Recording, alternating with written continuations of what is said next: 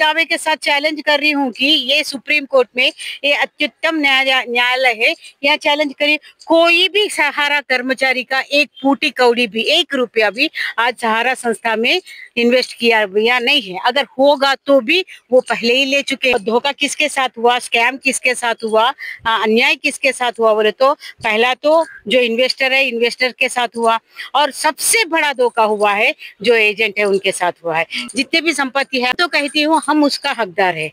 ना सरकार है, ना सहारा है, ना अदानी है, हम हकदार है। क्योंकि वो संपत्ति कैसे खरीदे, हमारे पैसे से खरीदे है ना, तो संपत्ति का अधिकार हमें, हमारे ऊपर है। तो हम चाहते हैं, अगर मैं तो यही डिमांड कर रही हमारे आईए के माध्यम से, वो संपत्ति का पूर्ण अधिकार हमारा है, तो इसलिए वो संपत्ति हमारा हवाला कर दो, ना अदानी का ना किसका। जागरण लाइव में आपका स्वागत है। सुप्रीम कोर्ट में हैं हम, और सुप्रीम कोर्ट में पूजिता मिश्रा जी हैं जो तेलंगाना से आई हुई हैं। क्या कहेंगी आज जो ये सहारा और अदानी की डील जो होनी थी उस पे क्या रहा? नमस्कार नवजागरण लाइव को। वैसे तो हमने पहले तो सब लोग मिलके एक आईए डालने के लिए विचार किया था, लेकिन कुछ परिणाम ऐसा निकल चुके हैं, इसी कारण नहीं हो पाया।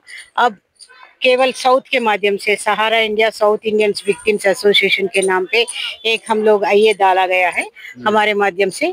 जैसे आज हमें यहाँ पहुँचने के बाद सुनाई पड़ा है कि जो सहारा इंडिया के कर्मचारी है उसके अंदर एडमिनिस्ट्रेशन स्टाफ, सहारा के माध्यम से आपको ये मैं जानकारी देना चाहती हूँ।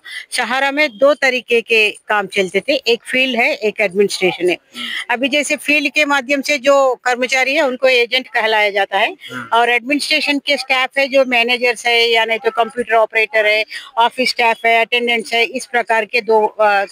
लेकिन आज अभी ये सुनवाई होने वाला है, एक तो अदानी डील पे, और दूसरा क्या है कि सहारा का जो संपत्तियां हैं, जहां जहां संपत्ति, वो संपत्ति निजी संपत्ति है या बेचने का कैसा है, कैसे कहां पर कितना कितना संपत्ति है, इसका एक जानकारी। और दूसरी बात ये है कि जो सहारा के जो कर्मचारी है उनका जब पेमेंट के बारे में जानकारी दिया जा रहा है। मैं आदरणीय सुप्रीम कोर्ट से ये भी सवाल करना चाहती हूँ और उनसे ये भी उनको ये अवगत करवाना चाहती हूँ कि हमारे आईए के माध्यम से मात्र सहारा के जो स्टाफ है, जो कर्मचारी है, उनसे सहारा नहीं बना। सहारा का जो नींव बनी है, सहारा का जो फाउंडेशन बना है, जो उसका बुनियाद बनी है, सहारा के जितने भी वो कर्मचारी उसमें काम कर चुके हैं एजेंट्स के रूप में। एजेंट जब काम नहीं किया, एजेंट ना होता तो सहारा का नींव नहीं बनता था। मैं ये पहले भी आपसे ये कहती, जमीन से लेके आसमान तक एजेंट लोग ने सहारा को पैसा जोड़ के उन्होंने, हाँ, एक एक पाई। और इसमें ये बात भी है, एजेंट खुद का कमाई भी है इसमें। ऐसा नहीं है कि वो खुद का कमाई भी है और खुद का पैसा, कुछ लोग जमीन बेच लिए। वो ये विश्वास के साथ सहारा को विश्वास किया कि चलो ये मेरा संस्था है, क्योंकि भारत के ऐसे महान महान हस्ती सहारा में पहनाते, जैसे कि सुप्रीम कोर्ट के जज TN शेषन साहब, अमिताभ बच्चन, ऐश्वर्या राय, ऐसे तमाम लोग इसके डायरेक्टर थे। उसको देख के सहारा के जो एजेंट थे विश्वास कर चुके हैं, इतने सारे बड़े बड़े महान लोग हैं, तो ये संस्था मेरी है, ये समझ के अपना निजी संपत्ति को बेच के सहारा में वे भी इन्वेस्टर बने। ऐसा नहीं है कि जो एजेंट है, एजेंट भी उसमें इन्वेस्टर है, वो एजेंट भी है, इन्वेस्टर भी है। आज वो अपना निजी संपत्ति उसमें रखे। आज एजेंट का स्थिति ऐसी है, अगर आप सहारा का जो कर्मचारी है, कर्मचारी को आप पैसे नहीं देंगे तो कुछ नहीं बिगड़ेगा, उनका कुछ भी नहीं बिगड़ेगा, क्योंकि वो वहां पर कर्मचारी थे, हर महीना वो सैलरी लेते थे। लेकिन एजेंट का बात ऐसा हुआ, एजेंट का जो कमाई था उसको भी बांड बना के दे दिया सहारा वालों ने, कहीं पर किसी को भी सैलरी के रूप में नहीं दिया, उसी को भी बांड बना दिया, और खुद का निजी संपत्ति भी। आज मैं दावे के साथ चैलेंज कर रही हूँ कि ये सुप्रीम कोर्ट में ये अत्युत्तम न्यायालय है। यहाँ चैलेंज करिए, कोई भी सहारा कर्मचारी का एक फूटी कौड़ी भी, 1 रुपया भी आज सहारा संस्था में इन्वेस्ट किया या नहीं है। अगर होगा तो भी वो पहले ही ले चुके हैं, क्योंकि संस्था उनकी थी, उनके हाथ में अभी भी चल रहा, आज का तारीख में भी चल रहा। जहां जहां कार्यालय चल रहे, वो कार्यालय के माध्यम से वो अपना अपना पैसा उठा लिए। यहाँ धोखा किसके साथ हुआ, स्कैम किसके साथ हुआ, अन्याय किसके साथ हुआ बोले तो पहला तो जो इन्वेस्टर है, इन्वेस्टर के साथ हुआ, और सबसे बड़ा धोखा हुआ है जो एजेंट है उनके साथ हुआ है। क्योंकि आप सहारा संस्था कौन है, वो कहाँ से आया, क्या है, वहाँ के जो लोगों हैं जो इन्वेस्ट कर चुके हैं, पैसा जमा कर चुके हैं, उनको तो जानकारी नहीं। वो किसको देके पैसा दिए? एजेंट को देके। जब एजेंट के ऊपर दबाव पड़ रहा, एक बंदा दिल टूट के हॉस्पिटल ना जाने से पहले उसका देहांत हो गया। कल का दिन, कल तो ऐसे बहुत सारे लोग, आप तो जानते हैं 20,000 से ज्यादा लोग आत्महत्या कर चुके हैं, और बहुत सारे लोग दिल टूट के भी वो हार्ट अटैक के माध्यम से भी मरने लगे।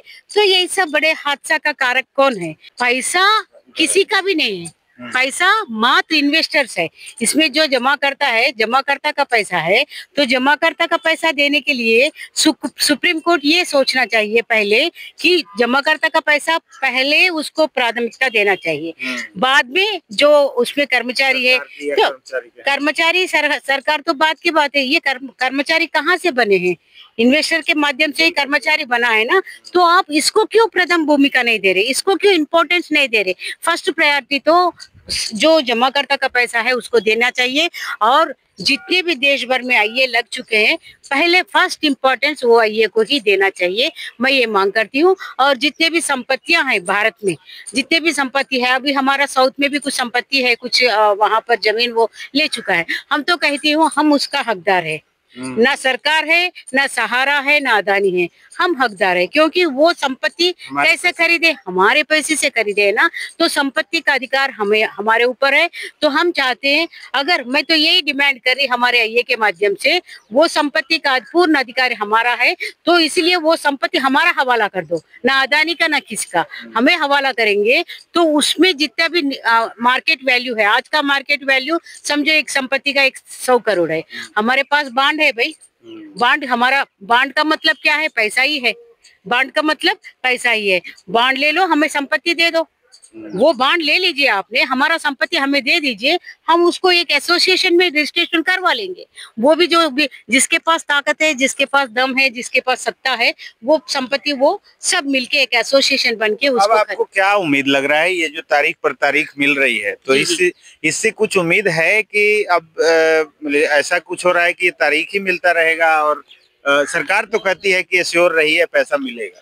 तो हमें तो बिल्कुल सरकार पे विश्वास नहीं है। सरकार और सहारा, मोदी की गारंटी आप नहीं मानती? प्लीज, ये तो फजूल के बात है, फालतू बात है मेरे नजरिया में तो। क्योंकि एक औरत होने के नाते मैं बोल रही हूँ, 2012 में जब सुप्रीम कोर्ट आदेश दिया था किसका पैसा उसको वापस कर दो, तो ना सहारा के ऊपर सरकार का नियंत्रण था, ना किसी क्या बोलते गवर्निंग बॉडी से उसके ऊपर नियंत्रण होता है ना, विजिलेंस भी होती है, मॉनिटरिंग भी होती है, कोई भी उसके ऊपर कुछ भी नहीं किया।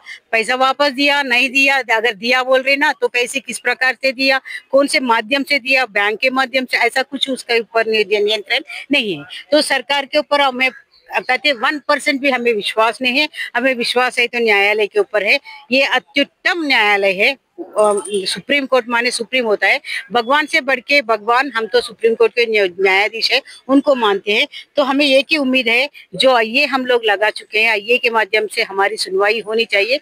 प्रथम इम्पोर्टेंस, फर्स्ट इम्पोर्टेंट प्रायोरिटी आईए को देना चाहिए, ना बल्कि अदानी को, या नहीं तो सहारा को, ना सरकार के बातों को, ना सेबी के बातों को। क्योंकि ये जनता की पैसा है, अगर आप जनता की पैसा को वापस नहीं लौटाएंगे तो बहुत कंगाल हो जाएगा, बहुत घातक हो जाएगा इस देश के लिए। तो मैं कहती हूँ, आने वाले भविष्य में ये भी कहती हूँ कि एक विस्फोट होगा, एक विस्फोट होगा, ये जरूर निश्चित मैं कहूंगी। एक ब्लास्ट होगा, वो ब्लास्ट रोकना किसी के हाथ की काम नहीं है। सरकार अब सोच रही होंगी कि वोट खरीदा, हाँ, ईवीएम खरीद लिया, सब कुछ खरीदा, और इस देश में सब अपना मुट्ठी में रखना चाहती है, लेकिन ये बहुत कते दिन नहीं चलेगा। इसका विस्फोट होगा ना, तो उसको रोकने के लिए न भगवान का भी ताकत नहीं है।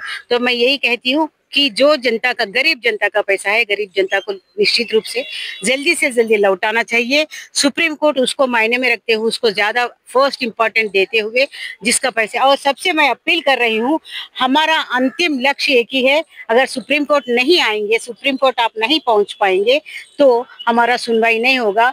जो लोग कोर्ट पे पहुंचे हैं, कोर्ट पे कदम रख चुके हैं, उनको तो बिल्कुल निश्चित न्याय मिलेगा, ये उम्मीद हमें सुप्रीम कोर्ट के ऊपर है, और निश्चित ये होना ही चाहिए। अगर ना होगा तो फिर हम उसका भी अंजाम दिखाएंगे।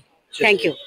बहुत बहुत धन्यवाद। तो ये थी पूजिता मिश्रा जी जो तेलंगाना से हैं और लगातार पीड़ितों की लड़ाई लड़ रही हैं भुगतान के लिए।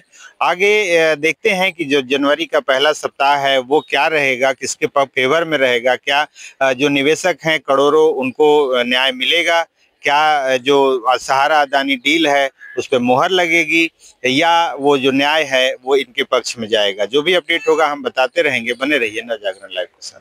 बहुत बहुत